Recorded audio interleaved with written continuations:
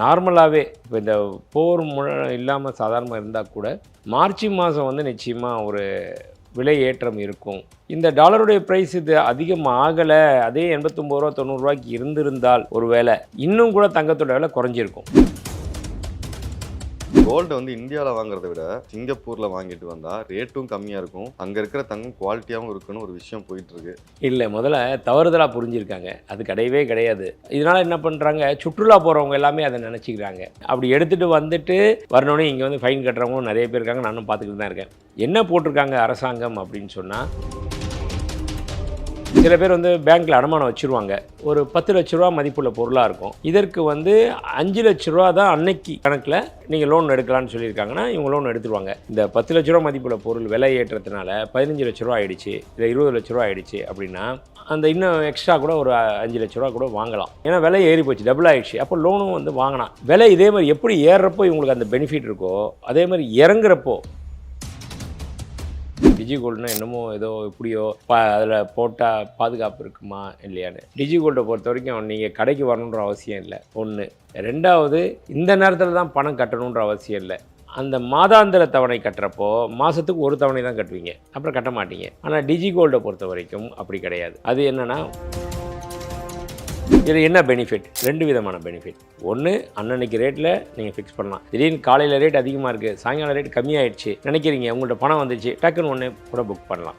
ஒன்று. ரெண்டாவது விஷயம், முக்கியமான விஷயம் என்னென்னா,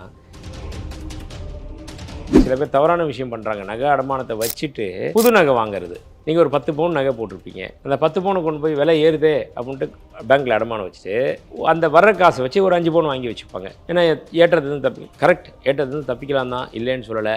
ஆனால் அந்த Plan your next summer escape with Grand Royal Tours. குறைந்த விலை நிறைந்த தரம், தங்கள் தேவைகள் அனைத்தும் ஒரே இடத்தில். Jayachandran. MCR Pure Cotton Club, formals and casual shirts. வணக்கம் சார். வணக்கம் சார், இப்போ சில நாட்களுக்கு முன்னாடியே வந்து தங்கம் விலை வந்து ஏறிட்டே இருந்துச்சு, இப்போ பார்த்தீங்கன்னா சரசரன்னு குறைஞ்சிட்டே வருது. ஸோ இது எதனால் சார்? இல்லை, இப்போ வந்து இன்னைக்கு குறைஞ்சிருக்கிறது காரணம் அப்படின்னா அந்த போர் நிலை ஒரு காரணம். போர் வந்தாச்சுன்னா யூஸ்வலாக தங்கத்தினோட விலை ஏறும்னு சொல்லுவாங்க. அப்படி தான் எல்லாருடைய கணிப்பு இருந்தது, உண்மையும் கூட தான். ஆனால் இந்த முறை வந்த ஈரானுக்கும் இஸ்ரேலுக்கும் உள்ள வார், ஈரானுக்கும் அமெரிக்காவுக்கும் உள்ள வார், இதில் பார்த்தோம் அப்படின்னு சொன்னோம்னா என்ன இருக்குன்னா, இதனால் பாதிப்பு அப்படின்றப்போ இந்த ஆயில் ப்ரைஸ் விலை உயர்க்க ஆரம்பிக்குது, ஆயிலுடைய டிமாண்டு கூட ஆரம்பிக்குது. இதனையொட்டி கோல்டில் முதலீடு பண்ணியிருக்கவங்க எல்லாருமே அதை எடுத்து ஆயிலில் இன்வெஸ்ட் பண்ண ஆரம்பிச்சிட்டாங்க. அது ஒரு மிகப்பெரிய காரணம். அதனால தான் இது ஒரு தற்காலிகம் தான் சொல்லலாம் அந்தளவுக்கு. அது கூட அப்படி கூட போகணும் பெரிய சரசரன்னு விலை குறைஞ்சிருச்சு அப்படின்னு கூட நான் சொல்ல மாட்டேன். ஏன்னா பிப்ரவரியில் பார்த்திங்கன்னா 1,14,000 ரூபா 1,15,000 ரூபா இருந்த ஒரு சவரன் தங்கம் அப்புறம் கிடுகிடுன்னு உயர்ந்தது. இன்னும் 1,20,000 21,000 தான் நிற்கிது, அது கீழே இன்னும் வரல.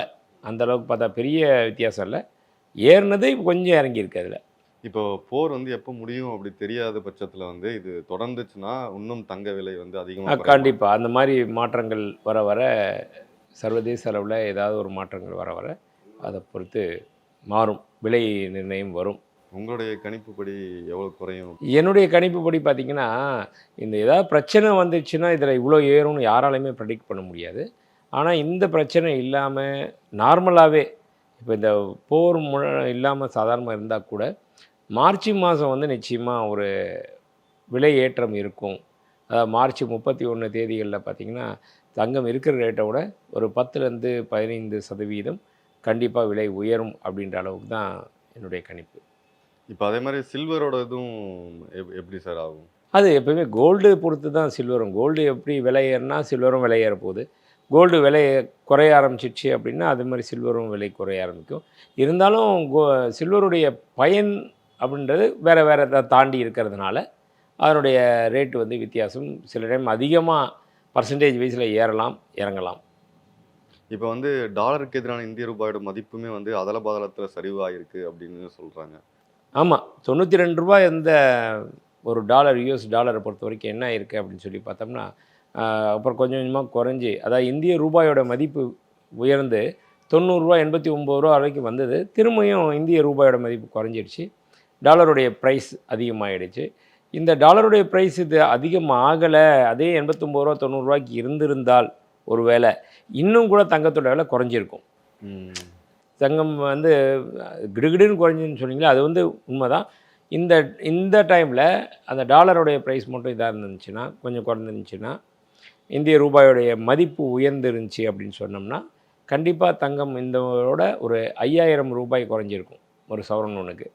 அது இல்லாதது ஸ்ட்ராங்காக இருக்குங்க. இப்போ வந்து சாமானிய மக்களுக்கு வந்து டிஜிகோல்டில் வந்து எப்படி ஒர்க் ஆகும் அப்படிங்கிறது ஒரு டவுட் இருக்குது. எப்படி ரிட்டர்ன் எப்படி கிடைக்கும் அப்படிங்கிற ஒரு சந்தேகம் இருக்குது. ஸோ அதை பற்றி சொல்லுங்கள். ஒன்றுமே இல்லைங்க. இதெல்லாம் ரொம்ப கன்ஃப்யூஸ் பண்ணிக்கவே வேணாம். நிறைய பேர் அதான் நினச்சிக்கிறாங்க.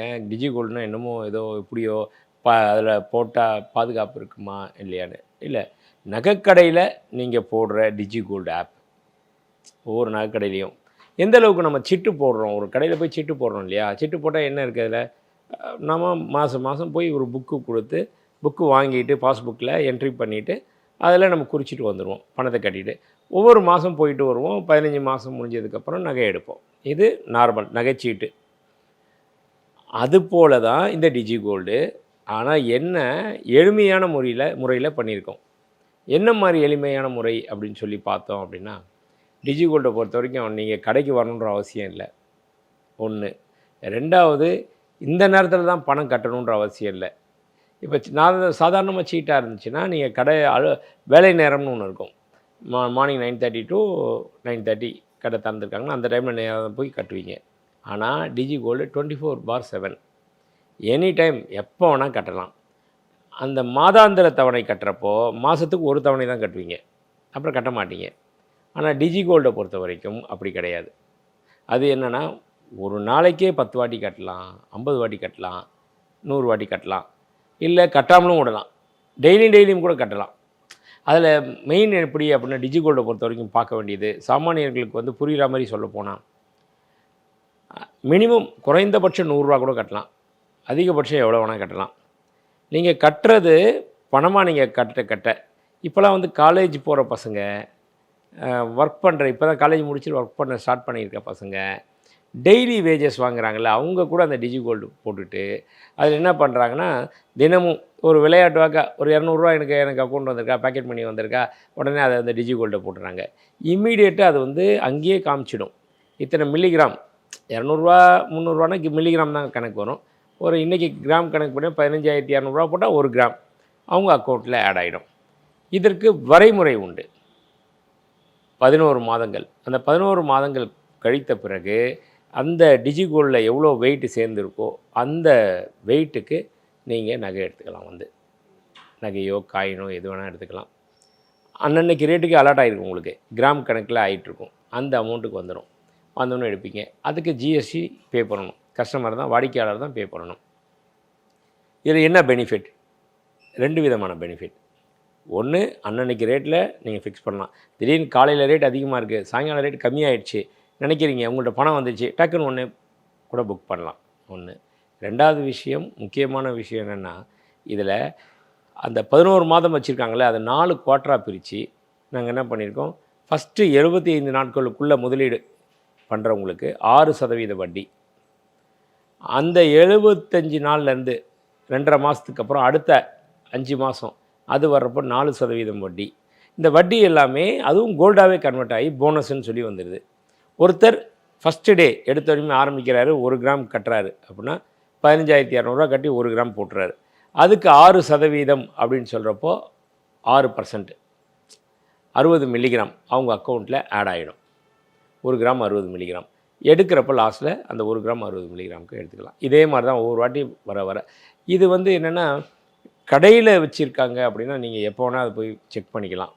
மற்றபடி இருக்கிற இடத்துல உங்களால் செக் பண்ண முடியாது, ஃபிசிக்கல் கோல்டு அங்கே இருக்கா இல்லையான்னு சொல்லிட்டு. அதனால் நீங்கள் வந்து எப்போயுமே டிஜிகோல்டை பொறுத்த வரைக்கும் இப்போ ரொம்ப வேகமாக பரவிக்கிட்டு இருக்கு. எல்லாருமே இன்ட்ரெஸ்ட்டாக அதில் ஆர்வம் காட்டுறாங்க. செலவு, நம்மளுடைய செலவு கண்ணுக்கு முன்னாடி தெரிஞ்சிடும்.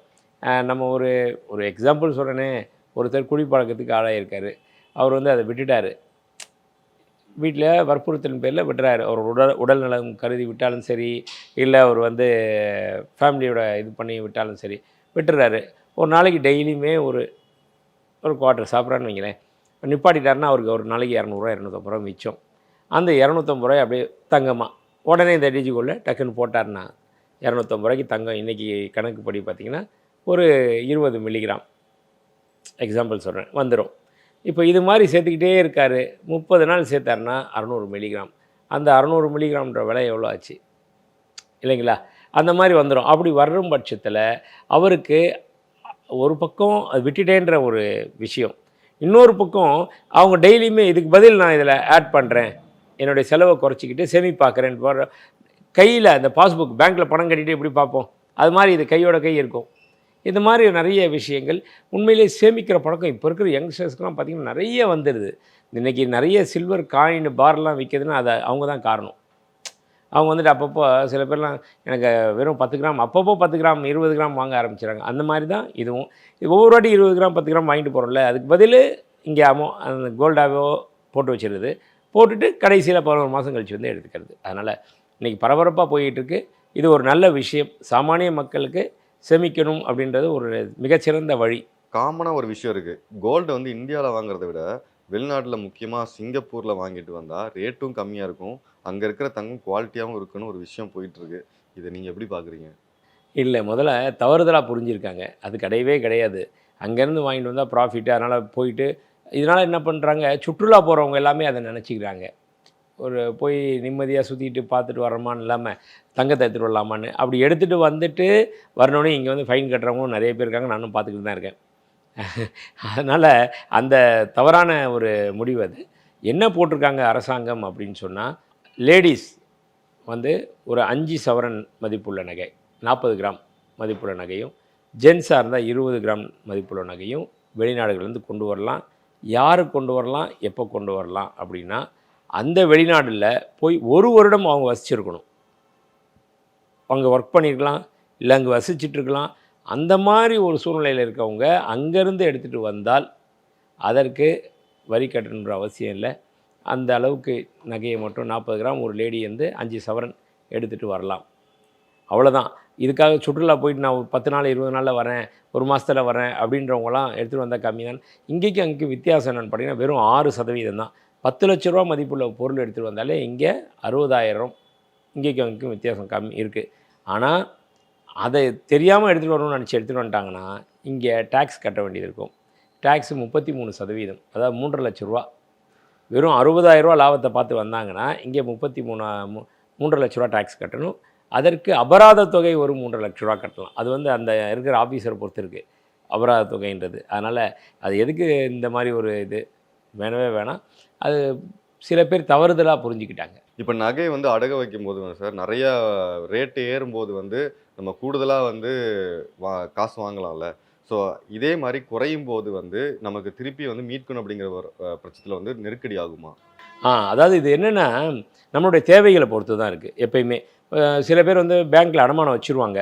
அதாவது ஒரு 10 லட்ச ரூபா மதிப்புள்ள பொருளாக இருக்கும். இதற்கு வந்து 5 லட்ச ரூபா தான் அன்னைக்கு கணக்கில் நீங்கள் லோன் எடுக்கலான்னு சொல்லியிருக்காங்கன்னா இவங்க லோன் எடுத்துருவாங்க. இந்த 10 லட்ச ரூபா மதிப்புள்ள பொருள் விலை ஏற்றத்தினால 15 லட்ச ரூபா ஆகிடுச்சு, இல்லை 20 லட்ச ரூபா ஆகிடுச்சு அப்படின்னா, இப்போ இவங்களுக்கு பண தேவைகள் இருந்தால் அந்த இன்னும் எக்ஸ்ட்ரா கூட ஒரு 5 லட்ச ரூபா கூட வாங்கலாம். அவங்களுடைய நகை தானே அங்கே இருக்குது, அதை பேஸ் பண்ணி. ஏன்னா விலை ஏறி போச்சு, டபுள் ஆகிடுச்சு. அப்போ லோனும் வந்து வாங்கினான், தேவை இருந்தால் மட்டும்தான் வாங்கலாம். இன்னொரு விஷயம், அதே போல் அவங்க எதுக்காக யூஸ் பண்ணுறாங்க, திருப்பி அதை திருப்ப முடியுமா என்னன்றதை பார்த்து தான் அதை செய்யணும். அது ஒரு விஷயம். விலை இதே மாதிரி எப்படி ஏறுறப்போ இவங்களுக்கு அந்த பெனிஃபிட் இருக்கோ, அதே மாதிரி இறங்குறப்போ, இன்றைக்கி ஒரு எக்ஸாம்பிள், நீங்கள் ஒரு 5 லட்ச ரூபாய்க்கு கொண்டு போய் பேங்க்கில் அடமானம் வச்சுட்டே இருக்கீங்க. இன்றைக்கி இருக்க தங்கத்தை விட இன்னும் ஒரு 3 மாதத்தில் கழித்து பார்த்திங்கன்னா கிடுகிடுன்னு விலை இறங்கிருச்சு. அப்படி இறங்காது. ஏன்னா இப்போ இருக்கிற ரேட்டில் ஏறிக்கிட்டே தான் இருக்கும். இருந்தாலும் நம்ம ஒரு பேச்சுக்கு வச்சுப்போம். அதனுடைய விலை வந்து கிடுகிடுன்னு பாதி ஆகிடுச்சு. அப்போ இம்மீடியட்டாக பேங்கர் என்ன பண்ணுவாங்க, ஐயா உங்களுக்கு ஹை ரேட்டில் இருக்க லோன் கொடுத்துட்டேன், 5 லட்ச ரூபா, அந்த நகையோட மதிப்பு 6 லட்ச ரூபா இருக்கும், உங்களுக்கு 5 லட்ச ரூபா கொடுத்துருப்பாங்க. ஆனால் இன்றைக்கி நகையோட மதிப்பே 3 லட்ச ரூபா ஆகிடுச்சு. அதனால் அந்த டிஃப்ரென்ஸ் இருக்குது, அதை நீங்கள் வந்து கட்டுங்கன்னு சொல்லுவாங்க. புரியுது. அப்போ தான் அவங்க, இல்லைன்னா நாங்கள் சீக்கிரம் இதை ஏலத்தில் விட்டுருவோம், எங்களால் அப்படின்னு ரூல் இருக்குது அப்படின்னு சொல்லிட்டு சொல்லுவாங்க. அப்போது நமக்கு அந்த நகை தேவைப்படும் பட்சத்தில் அதை கொண்டு போய் பேலன்ஸை கட்டிட்டு அப்படியே இது பண்ணலாம். அதுதான் அந்த நெருக்கடின்றது வேற ஒன்றும் கிடையாது. நம்ம வாங்கணும், எப்படியா இருந்தாலும் கட்டணும், அந்த தொகையை கட்டணும், வாங்கின தொகையை. சம்டைம் ரேட் குறைஞ்சிச்சின்னா அந்த நெருக்கடி வரும், இல்லைன்னா ஒன்றும் பிரச்சனையே கிடையாது. ஆனால் எப்பயுமே அதை நம்ம யூசேஜை பொறுத்து தான் நம்ம கடன் வாங்கணும். நகை அடமானம் வைக்கிறதா கூட சில பேர் தவறான விஷயம் பண்ணுறாங்க. நகை அடமானத்தை வச்சுட்டு புது நகை வாங்குறது. நீங்கள் ஒரு 10 பவுன் நகை போட்டிருப்பீங்க, அந்த 10 பவுனை கொண்டு போய் விலை ஏறுதே அப்படின்ட்டு பேங்க்கில் அடமானம் வச்சுட்டு அந்த வர்ற காசை வச்சு ஒரு 5 பவுன் வாங்கி வச்சுப்பாங்க. ஏன்னா ஏற்றத்துலேருந்து கரெக்ட், ஏற்றத்துலேருந்து தப்பிக்கலாம் தான், இல்லைன்னு சொல்லலை. ஆனால் அந்த 10 பவுன் நகையை மூட்டுற அளவுக்கு திருப்பி மீட்கிற அளவுக்கு உங்கள்கிட்ட வசதி இருக்கா, வருமானம் வருமா, இது எல்லாத்தையும் பார்க்கணும். பார்க்காம சும்மா எனக்கும் ஆசைப்பட்றேன், எல்லோரும் செய்கிறாங்களேன்னு நம்ம செய்கிறோன்னு ஆசைப்பட்டோம்னா நாளைக்கு இந்த புதுசாக வாங்கியிருக்கீங்க, இந்த தங்கத்தினுடைய விலையே இன்னும் ஒரு 20-30% இறங்கிடுச்சுன்னு வைங்களேன், ஒரு பயம் வந்துடும், ஸ்ட்ரெஸ்ஃபுல் ஆகிடுவீங்க. இதுக்கு நடுவில் உங்களுக்கு பணம் வர வேண்டிய இடத்துல பணமும் வரலைன்னா வட்டி தான் போய்கிட்டே இருக்கும். அந்த ரிஸ்க்கெலாம் எடுக்கவே கூடாது என்றைக்குமே. அதாவது போதுமென்ற மனமே பொன் செய்யும் மருந்துன்ற மாதிரி, அந்த மாதிரி போகிறது தான் நல்லது. சார் இந்த இப்போ தங்கம் விலை ஏறுது இறங்குது அப்படிங்கிறாங்க, தங்கம் விலையை வந்து யார் சார் நிர்ணயம் பண்ணுறது? இது வந்து இங்கெல்லாம் பண்ணுறதே இல்லைங்க. இன்டர்நேஷ்னல் மார்க்கெட்டில் ஏற்பட்டிருக்கக்கூடிய ஒரு லண்டன் புல்லியன் மார்க்கெட்டர்ஸ் அசோசியேஷன் சொல்லிட்டு LBMAன்னு சொல்லி ஒரு அமைப்பு இருக்குது, கூட்டு அமைப்பு. இது அந்த கூட்டமைப்பில் யாரெல்லாம் இருக்காங்கன்னா பெரிய பெரிய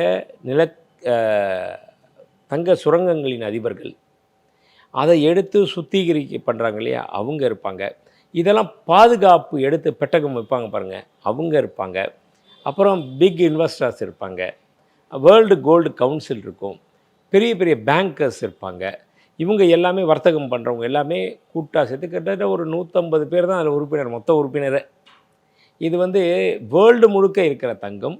ஒரு நாளைக்கு எவ்வளோ ப்ரொடக்ஷன் வருது, ஒரு நாளைக்கு எவ்வளோ டிமாண்ட் வருது, இதை வந்து அமெரிக்க டாலராக தான் கன்வெர்ட் பண்ணி விற்கிறாங்க இது வரைக்கும்.